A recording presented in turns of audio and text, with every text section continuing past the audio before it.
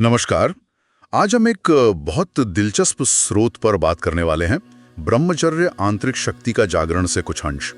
और इसकी शुरुआत ही एक बड़े दावे से होती है कि जब कोई अपनी जीवन शक्ति यानी वाइटल एनर्जी को सहेजता है तो वो सिर्फ ऊर्जा बचा नहीं रहा होता, बल्कि स्रोत कहता है वो सचमुच में एक शक्ति का केंद्र बन जाता है। ये सुनने में ही काफी शक्तिशाली लगता है। हाँ, ये वाकई एक मजबूत विचार है। और स्रोत तुरंत ये भी साफ करता है कि ये सिर्फ आप कह सकते हैं शारीरिक संयम या सिर्फ ऊर्जा को रोक लेने भर से नहीं होता। अच्छा। हाँ, इसे मुमकिन बनाने के लिए इस अवस्था तक पहुंचने के लिए 3 चीजें बहुत जरूरी बताई गई हैं। क्या है वो? पहला है अनुशासन, दूसरा ध्यान, और तीसरा जिसे स्रोत तप कहता है। तप? हाँ, तप एक तरह की आंतरिक अग्नि या कह लीजिए ऊर्जा पैदा करने वाली प्रक्रिया।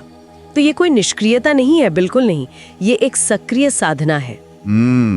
ये तप वाली बात दिलचस्प है। तो स्रोत के हिसाब से क्या ये बस अनुशासन का ही दूसरा नाम है या फिर इसका कोई और गहरा मतलब है?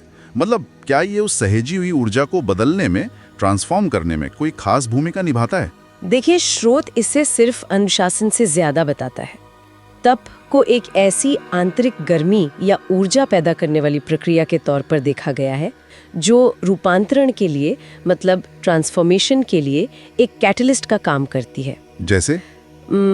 जैसे मान लीजिए धातु को पिघलाकर आकार देने के लिए आग की जरूरत होती है ना। हाँ, बिल्कुल। वैसे ही इस सहेजी हुई ऊर्जा को परिष्कृत करने के लिए, उसे और रिफाइन करके उच्च स्तर पर ले जाने के लिए ये तप जरूरी है। स्रोत का इशारा कुछ ऐसा है। अच्छा, तो ये हुआ ऊर्जा सहेजना, फिर अनुशासन और तप से उसे साधना, और नतीजा है शक्ति का केंद्र बनना।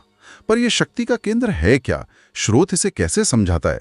क्या ये कोई फिजिकल स्ट्रेंथ है या मानसिक स्पष्टता या कुछ और ही है? स्रोत इसे किसी एक दायरे में नहीं बांधता। इसे एक कह सकते हैं समग्र बदलाव की तरह पेश करता है।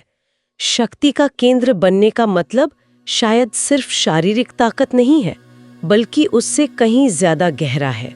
तो क्या हो सकता है? हो सकता है इसका इशारा मानसिक स्थिरता की ओर हो, या मजबूत इच्छा शक्ति, शायद भावनाओं पर बेहतर नियंत्रण, या फिर एक गहरी आंतरिक शांति और स्पष्टता की तरफ। स्रोत कहता है कि व्यक्ति साधारण नहीं रहता, उसके अनुभव और उसकी क्षमताओं में एक गुणात्मक क्वालिटेटिव बदलाव आता है। और इसमें ध्यान का क्या रोल है? आपने कहा अनुशासन और तप के साथ ध्यान भी जरूरी है।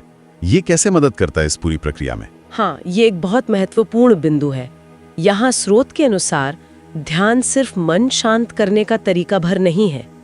इस कॉन्टेक्स्ट में ध्यान उस सहेजी हुई और तप से ऊर्जावान हुई जीवन शक्ति को एक दिशा देने का काम करता है।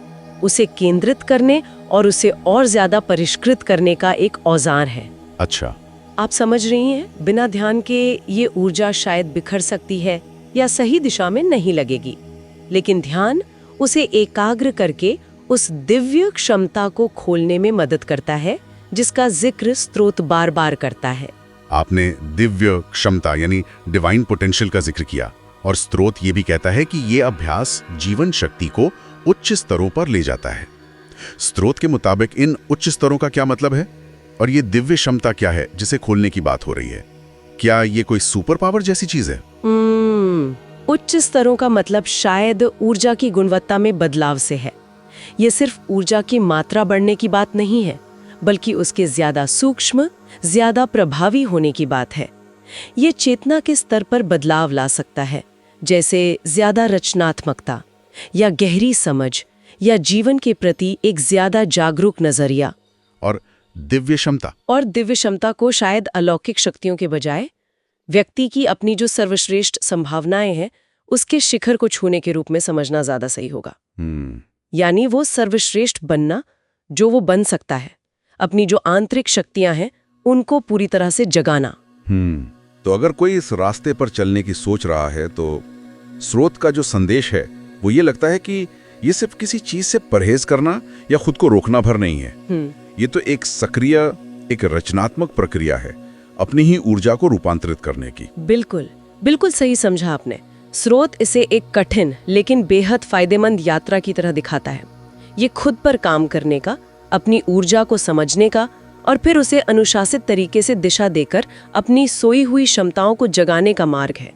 ये महज ऊर्जा बचाने से कहीं ज्यादा है, ये तो खुद को गढ़ने की प्रक्रिया है। तो संक्षेप में कहें तो इस स्रोत के अनुसार ब्रह्मचर्य केवल संयम नहीं है, बल्कि ये अनुशासन, ध्यान और तप यानी वो आंतरिक अग्नि के जरिए जीवन शक्ति को ऊंचे स्तरों पर ले जाने और भीतर छिपी दिव्य क्षमता को अनलॉक करने का एक शक्तिशाली तरीका है, जिससे व्यक्ति, जैसा स्रोत कहता है, शक्ति का केंद्र बन सकता है। जी हाँ, स्रोत का सार यही है। ये ऊर्जा संरक्षण को आत्म रूपांतरण का आधार बनाता है और ये विचार के संयम और इस तरह की साधना से इस हद तक आंतरिक क्षमता विकसित हो सकती है। ये अपने आप में काफी गहरा है। और समापन के लिए स्रोत हमें इस विचार के साथ छोड़ता है कि ये साधना सिर्फ ऊर्जा बचाने के बारे में नहीं है, बल्कि भीतर एक ऐसा शक्तिशाली बदलाव लाने के बारे में है जो हमारी सोई हुई संभावनाओं को जगा सके। हाँ, और ये सोचने पर मजबूर करता है कि अगर स्रोत में बताए गए इस दृष्टिकोण को वाकई अपनाया जाए तो जिसे वो आंतरिक अग्नि या दिव्य क्षमता कह रहा है, उसका व्यक्ति के रोजमर्रा के जीवन पर, उसके अनुभव पर, उसकी चेतना पर वास्तव में क्या असर हो सकता है। ये सवाल अपने आप में एक गहरी खोज का विषय है।